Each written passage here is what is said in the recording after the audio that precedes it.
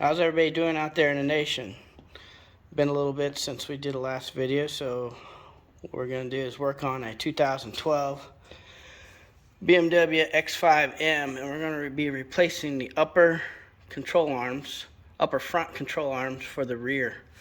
This one, the part number here for this left one here, and this is the part number here for the right one. We're going to use the Moog suspension components. So let's go ahead and get this jacked up, get the wheel removed, and we'll get moving on it. So the first thing we want to do is go ahead and get the wheels broke loose. So using a 17mm socket, and then mine has a wheel lock, so we want to go ahead and get everything broke loose, and then we'll get it jacked up in the air. As you can see there, I went ahead and just jacked it up on the differential, and then placed the jack stand under the spot where the jack stand is supposed to be placed, and then went ahead and chalked the front wheels. So we'll go ahead and get the tire off and get moving to the next part. Now I'm just using my impact drill here just to go ahead and zip off all the lug nuts. Just makes short work of it all. Now I was having a lot of excessive inner wear, but that has a lot to do with the other components on the rear. So this one specifically addresses more of your toe in and toe out on the front of the tire. But it still plays a factor because it's on the upper, so it can give you more vertical alignment. So that's why we're replacing those today before I tear up the new tires. So I got the wheel off. Now we're looking at this upper front component. You can see here where it attaches. We're gonna have to loosen this nut, and then up there we have another nut. On the back side we'll be holding the front, so we'll get started on that. So we use a little PB blaster penetrating on all the components here, and we're just gonna let that set up for just a little bit, and then we're gonna use 18mm. So that's gonna break the bolt loose and the nut loose, and then I also have a little cheater bar in case we need the extra power to break it loose. So many of you probably know this trick, but you can actually, so the 18mm is attached down there on the nut, but I don't have enough leverage, so you can actually hook in an extra wrench to give you a longer lever arm to push. This happens to be a 1-inch, and then you can push and break something loose as needed. So as you can see down here, there's a little nub sticking out. So as I obviously spin the wrench, that the whole thing is turning to the shaft. So I'm going to put some vice grips on them, the flat vice grips, and then to hold it while I'm turning it. So you can see I have the nut off. Now we're just gonna have to pop that out of there. But I also, in the meantime, went ahead and unpackaged the Moog part. So as you can see, they have a new nut on there, and then you can see the ends that you can actually grab a hold of the flat spot with the vice grips. So we'll take that nut off. There's a little protective cap on there. We'll obviously remove that, and we'll get this other end up here taken care of. So this is basic setup.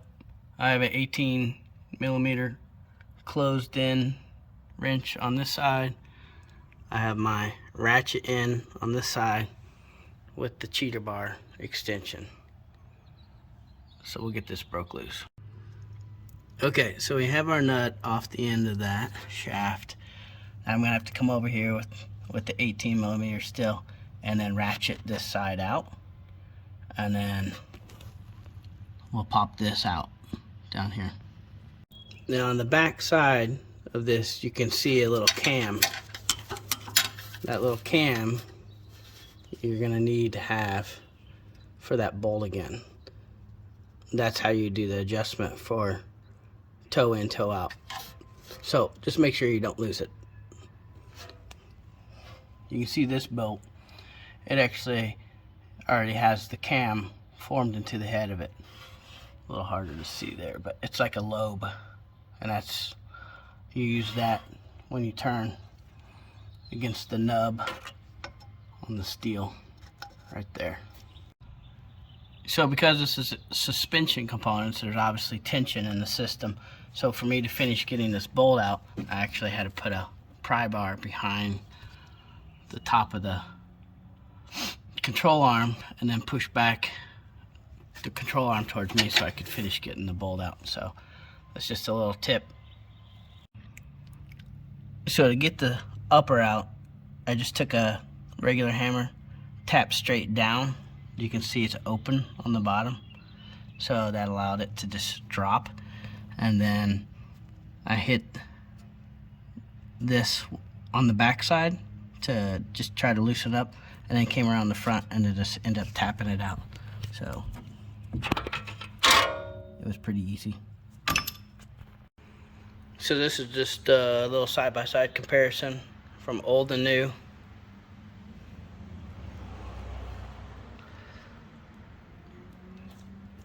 And you can tell that the arms are basically the same, so just checking that before we install the new. So before I install the component, I like to actually put a little anti-seize on every single area that is going to be touching the aluminum. Just makes it a little easier for adjustment and install at a later date. I lubed around the cam lobes. That allows that to spin from adhesing. And then you can see the notches. When you line this up, there's specific notch grooves that go on the bolt. So those will have to be lined up before you get this upper portion tightened up. I went ahead and installed the section that's closest on the rotor side, and then have it below the bracket, so I'm going to come up from underneath. You will have to pry on the back side to be able to get your bolt then through your holes. So we have the new upper control arm in. Now we're just going to torque it down. I don't provide any specs in my videos, but you're more than welcome to look it up online, because when you're using anti-seize, sometimes people argue that that changes the amount of torque that you would use. So just check it online. So I don't have an alignment machine or anything like this, but I will be getting an alignment next week. So your adjustment for toe in, toe out is on this side, this nut right here. So the easiest way to do this is take an angle iron, line it up with a marking on the rotor, and then as you turn the nut, you'll see that this will slide about a 1/4 inch from adjustment to adjustment.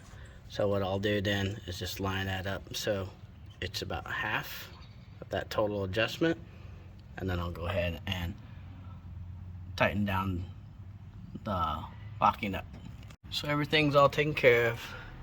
Now what we want to do is go ahead, and I like to use anti-seize around any of the components for the wheel, and around the hub here. It just makes the wheel come off way easier if you ever have to take it off again, which you more than likely will. So just one of the things I like to do. Before we put the tire on, what I like to do is actually just go ahead and take a microfiber towel and a little bit of some spray wax and clean up the inside of the rim, and then you'll see obviously there's a lot to clean up on the inside too. So I make sure our hub is all cleaned up. So we got the wheel all cleaned up inside and out. Now let's go ahead and put it on. So I like to get everything started with just a simple impact drill. I don't really crank it down, just enough to get all the lugs in there. And then I'll go ahead and get my torque wrench and do about half torque. We'll lower it and do the final torque.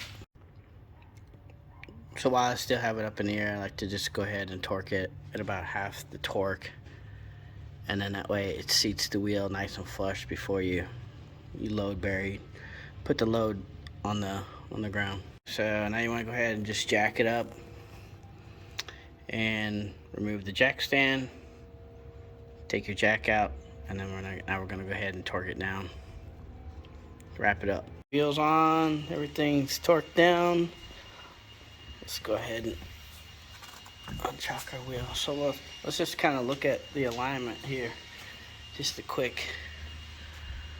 I mean, it's pretty good for non-technical tools, and then I'll be getting the alignment done. So thanks for tuning in. Feel free to like, subscribe, and share, and I'll look forward to seeing you on another video.